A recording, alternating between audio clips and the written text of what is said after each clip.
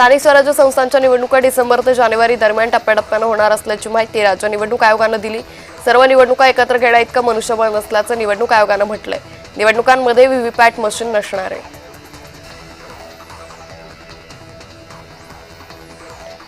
रायगड आणि नाशिकचे पालकमंत्री योग्य वेळी जाहीर होतील। पालकमंत्र्यांशिवाय कोणतेही काम थांबलेलं नाही असं वक्तव्य उपमुख्यमंत्री अजित पवार यांनी केलं।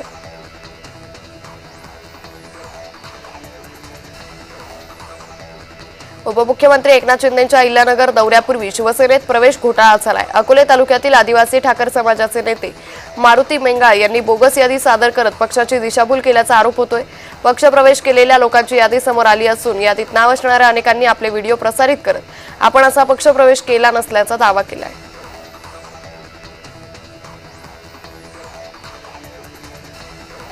ठाकरे बंधूंबाबत अगोदर युती होऊ द्या नंतर पाहू असं वक्तव्य राज्यमंत्री आशिष जयस्वाल यांनी केलं।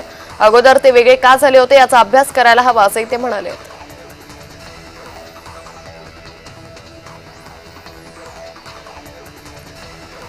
राज ठाकरे आणि उद्धव ठाकरे यांच्या युती संदर्भात लोकांच्या मनात काहीही संभ्रम राहिलेला नाही असं वक्तव्य ठाकरे गटाचे आमदार भास्कर जाधव यांनी केले।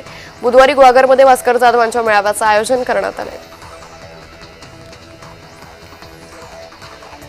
9 ऑगस्टला शरद पवार नागपूर दौऱ्यावर असतील। यावेळी ओबीसींसाठी निघणाऱ्या मंडल यात्रेला ते हिरवा झेंडा दाखवतील।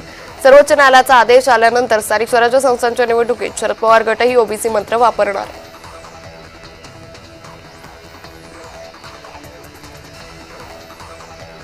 मंत्री हसन मुश्रीफ यांच्या विरोधात मुंबईत घोषणाबाजी करण्यात आली। मेल नर्सेस संदर्भातल्या जीआर विरोधात मागील काही दिवसांपासून आंदोलन सुरू आहे।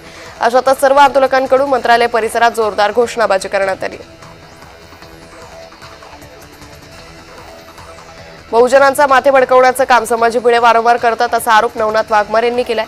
जातीभेद जातीवाद वाढवण्याचं काम करण्यासाठी यांना कोणीतरी सुपाऱ्या दिल्या असाव्यात असंही वाघमारे म्हणाले।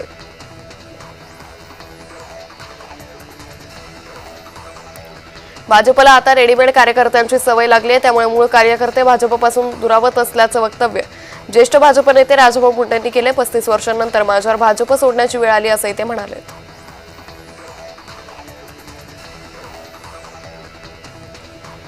भाजपा खासदार निशिकांत दुबे यांच्या विरोधात याचिका दाखल करण्यात आली। मनसे नेते सुदाम कोंबडे यांनी मानहानीची याचिका दाखल केली। नाशिक जिल्हा सत्र न्यायालयात याचिका दाखल केली आहे।